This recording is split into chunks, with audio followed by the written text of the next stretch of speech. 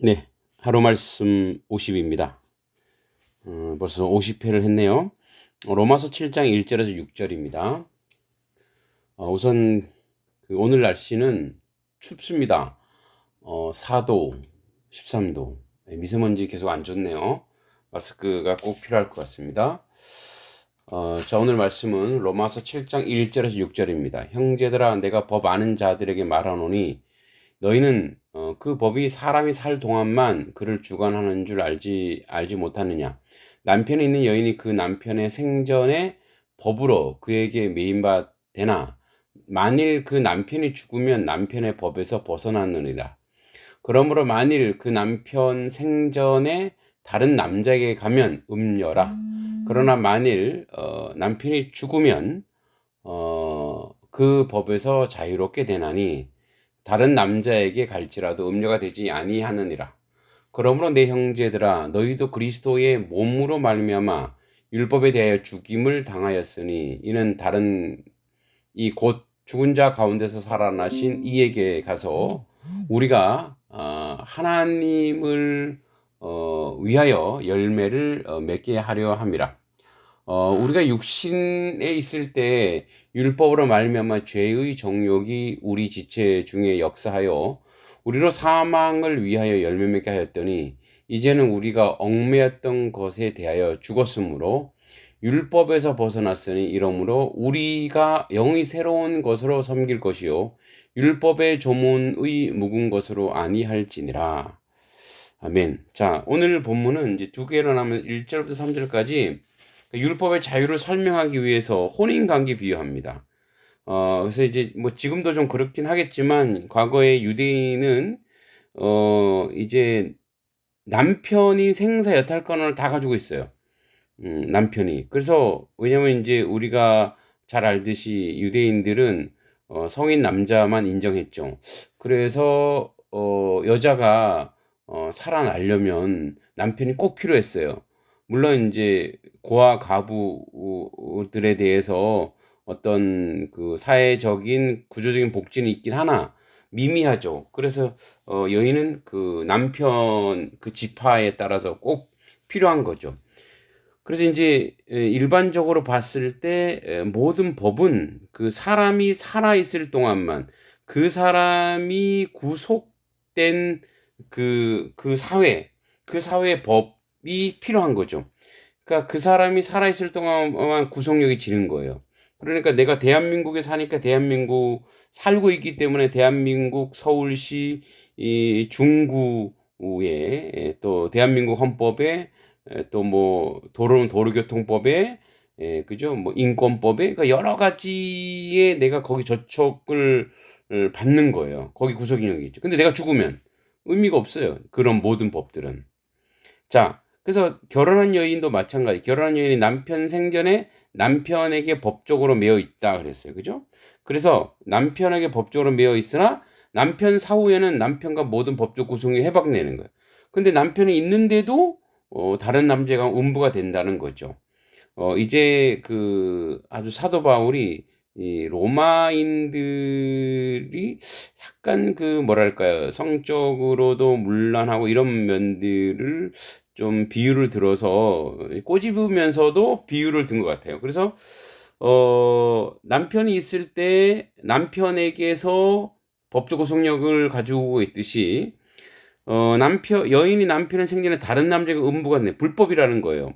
남편 사후의 결혼 관계에 대한 법적 구속에서 해방되었기 때문에 된다는 거죠. 이건 뭐냐면 우리가 주님이 오기 전에 율법이 우리를 구속하는 거예요. 율법이 우리의 남편 역할인데 율법을 벗어나면 우리는 뭐요? 불법을 한 거죠. 그러니까 그래서 우리는 죄를 짓는 거예요. 그래서 여러분 죄의 기준은 뭐냐면 범법이냐 아니냐 이거예요. 범법. 그러니까 법을 어겼냐 아니냐 이 기준이 되는 거죠. 만약에 법이 없으면 그 기준이 없기 때문에 모호해 버리는 거죠. 그냥 사람의 양심상, 마음상 이런 거죠. 그래서 뭐 우리의 법에 에, 마음으로 사람을 욕하면 징역면 이런 거 없잖아요. 그 욕을 뭐 이렇게 남을 비난하거나 이게 직접적인 증거가 있어야 돼요. 그죠?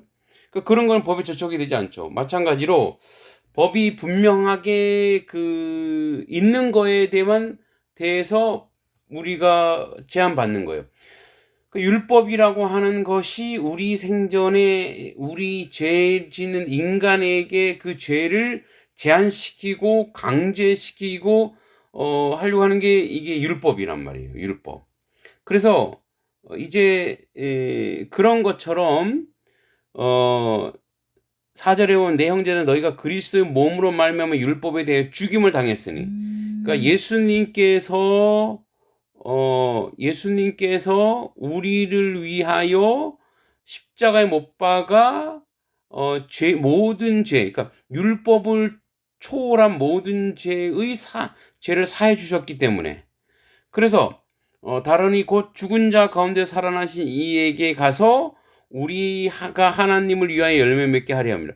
그래서 우리가 이제 율법 안에 있을 때는 죄 짓고 안 짓고 때문에 이것 때문에 연연해서 영광은커녕 하나님 앞에 맨날 용서해 달라고 해야 되는 거예요.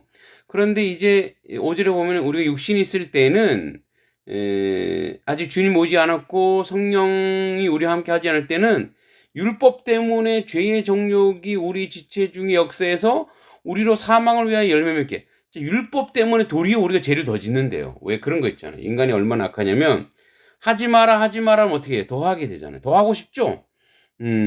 그게 이제 5절의 내용이에요. 그러니까 인생을 너무나 잘 아는 거예요. 그죠? 그래서 우리 아이들도 하지 마라 하면 더 하고 싶죠? 몇 시까지 들어와? 그러면 꼭 몇 시까지 안 들어와요. 그죠?